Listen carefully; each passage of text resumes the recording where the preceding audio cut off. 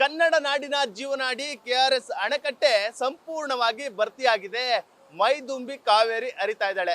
ನಾನಿವತ್ತು ಕೆಆರ್ಎಸ್ ಡ್ಯಾಮ್ನ ಮೇಲೆ ಇದ್ದೇನೆ. ದೃಶ್ಯಗಳನ್ನು ಕೂಡ ತೋರಿಸ್ತಾ ಹೋಗ್ತೇನೆ. ನೀವು ಕೂಡ ನೋಡ್ತಾ ಇರ್ಬೋದು. ಕನ್ನಂಬಾಡಿಯ ಅಣೆಕಟ್ಟೆ ಇದೀಗ ಸಂಪೂರ್ಣ ಭರ್ತಿಯಾಗಿರುವಂತದ್ದು. 124.80 ಗರಿಷ್ಠ ಮಟ್ಟವನ್ನ ಈ ಒಂದು ಡ್ಯಾಮ್ ಹೊಂದಿದೆ. ಸದ್ಯ 123 ಅಡಿ ಅಷ್ಟು ನೀರು ಈಗ ಸಂಗ್ರಹ ಆಗಿರುವಂತದ್ದು. ಅಂದ್ರೆ ಕೇವಲ ಇನ್ನೊಂದು ಅಡಿ ಬಾಕಿ ಇದೆ.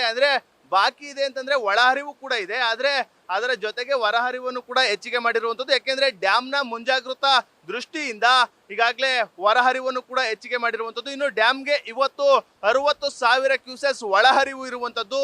ಅಂದ್ರೆ ಕೊಡಗು ಭಾಗದಲ್ಲಿ ಮಳೆ ಸುರಿದಂತ ಹಿನ್ನೆಲೆಯಲ್ಲಿ ಬರ್ತಾ ಇರುವಂತಹ ನೀರು ಜೊತೆಗೆ ಹೇಮಾವತಿ ಡ್ಯಾಮ್ನಿಂದಲೂ ಕೂಡ ಬಹಳಷ್ಟು ಪ್ರಮಾಣದ ನೀರನ್ನ ನದಿಗೆ ಬಿಡ್ತಾ ಇರುವಂತದ್ದು. ಹೇಮಾವತಿ ನದಿ ನೀರು ಕೂಡ ಇದೀಗ ಕೆಆರ್ಎಸ್ ಅಣೆಕಟ್ಟೆಯನ್ನು ಕೂಡ ತುಂಬಿಕೊಳ್ತಾ ಇರುವಂತದ್ದು. ಒಂದು ಕಡೆ ನೋಡ್ತಾ ಇರ್ಬೋದು, ಕಳೆದ ಕೆಲ ದಿನಗಳ ಹಿಂದೆ ಅಷ್ಟೇ ಈ ಒಂದು ಹಿನ್ನೀರಿನ ಪ್ರದೇಶವೆಲ್ಲವೂ ಕೂಡ ಬಂಡೆಗಳ ದರ್ಶನ ಆಗ್ತಾ ಇತ್ತು. ಆದ್ರೆ ಇವತ್ತಿನ ಸ್ಥಿತಿ ಆತರ ಇಲ್ಲ. ಸಂಪೂರ್ಣವಾಗಿ ಡ್ಯಾಮ್ ತುಂಬಿದೆ. ಹಿನ್ನೀರಿನ ಪ್ರದೇಶಗಳೆಲ್ಲವೂ ಕೂಡ ಇದೀಗ ಮುಳುಗಡೆ ಆಗಿರುವಂತದ್ದು. ಒಂದು ಕಡೆ ಈ ದೃಶ್ಯವಾದ್ರೆ ಮತ್ತೊಂದು ಕಡೆ ಡ್ಯಾಮ್ನಿಂದ ನದಿಗೆ ಭಾರಿ ಪ್ರಮಾಣದ ನೀರನ್ನು ಕೂಡ ಬಿಡುಗಡೆ ಮಾಡಿರುವಂತದ್ದು. ಆ ಒಂದು ಮನಮೋಹಕ ದೃಶ್ಯವನ್ನು ಕೂಡ ತೋರಿಸ್ತಾ ಹೋಗ್ತೇನೆ. ನೀವು ಕೂಡ ನೋಡ್ಬೋದು ಎಷ್ಟರ ಮಟ್ಟಿಗೆ ಮೈದುಂಬಿ ಬೋರ್ಗರೆದು ಉಕ್ಕಿ ಹರಿತಾ ಇದ್ದಾಳೆ ಅಂತ ಕಾವೇರಿ. ಈಗಾಗಲೇ ಹಲವು ಗೇಟ್ಗಳ ಮೂಲಕ 50,000 ಕ್ಯೂಸೆಸ್ ನೀರನ್ನ ನದಿಗೆ ಬಿಡ್ತಾ ಇರುವಂತದ್ದು.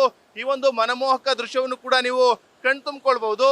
ಅಂದ್ರೆ ನೆನ್ನೆಯೂ ಕೂಡ 50,000 ಕ್ಯೂಸೆಸ್ ನೀರನ್ನ ಹರಿಸಲಾಗ್ತಾ ಇತ್ತು. ಇವತ್ತು ಕೂಡ 50,000 ಕ್ಯೂಸೆಸ್ ನೀರನ್ನ ಹೊರ ಬಿಡ್ತಾ ಇರುವಂತದ್ದು. ಇದು ಇದೀಗ ಕಾವೇರಿ ನದಿಯನ್ನ ಸೇರ್ತಾ ಇರುವಂತದ್ದು.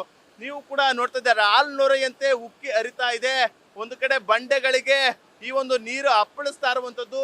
ಈ ಒಂದು ದೃಶ್ಯವನ್ನ ಕಳೆದ 2 ವರ್ಷಗಳಿಂದ ಕಣ್ತುಂಬಿಕೊಳ್ಳೋದಕ್ಕೆ ಆಗಿರಲಿಲ್ಲ. ಕಾರಣ ಅಂತಂದ್ರೆ ಮಳೆರಾಯ ಅಷ್ಟರ ಮಟ್ಟಿಗೆ ಕೈ ಹಿಡ್ದಿರ್ಲಿಲ್ಲ. ಆ ನಿಟ್ಟಿನಲ್ಲಿ ಈ ಬಾರಿ ಮಳೆರಾಯ ವರುಣ ತನ್ನ ಕೃಪೆಯನ್ನ ತೋರಿಸಿದ್ದಾನೆ. ಆ ನಿಟ್ಟಿನಲ್ಲಿ ಕಾವೇರಿ ಸಂಪೂರ್ಣವಾಗಿ ಭರ್ತಿಯಾಗಿರುವಂತದ್ದು. ಈ ಒಂದು ಮನಮೋಹಕ ದೃಶ್ಯವನ್ನ ಇದೀಗ ಪ್ರವಾಸಿಗರು ನ್ಯೂಸ್ ಫಸ್ಟ್ ಮೂಲಕ ಕಣ್ತುಂಬಿಕೊಳ್ಬಹುದಾಗಿದೆ. ಒಟ್ಟಾರೆ ಕೆಆರ್ಎಸ್ ಅಣೆಕಟ್ಟೆ ಸಂಪೂರ್ಣ ಭರ್ತಿಯಾಗಿದ್ದು ಇದೇ ತಿಂಗಳ 27ರಂದು ಸಿಎಂ ಸಿದ್ದರಾಮಯ್ಯನವರು ಕೂಡ ಬಾಗಿನವನ್ನ ಅರ್ಪಿಸಲಿದ್ದಾರೆ.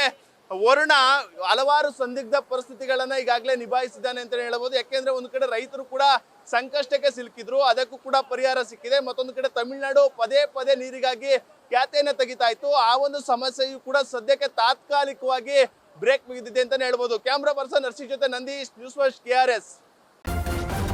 ನ್ಯೂಸ್ ಫಸ್ಟ್ ನಿರ್ಭೀತಿಯಿಂದ ನಿಮ್ಮ ಪರವಾಗಿ.